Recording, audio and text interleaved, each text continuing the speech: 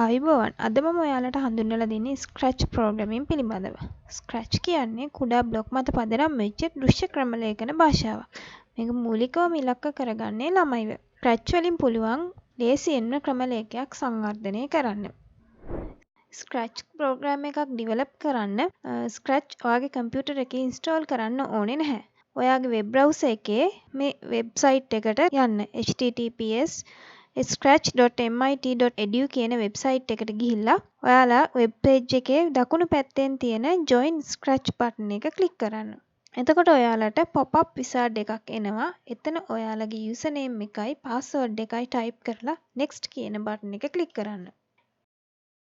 ඊළඟට අපිට පින්න රට තෝරන්න එනවා. එතන ඔයාගේ රට තෝරන්න. ඊළඟට ඔයාගේ උපන්දිනය එන්ටර් කරන්න. ඊට පස්සේ next කියන ක්ලික් කරාම ඔයාගේ gender එක තෝරන්න එනවා. ඊට පස්සේ next ක්ලික් කරන්න. එතන ඔයාගේ email එක enter කරන්න. ඊට පස්සේ create your account කියන button එක ක්ලික් කරන්න. දැන් get started කියන button එක ක්ලික් කරන්න.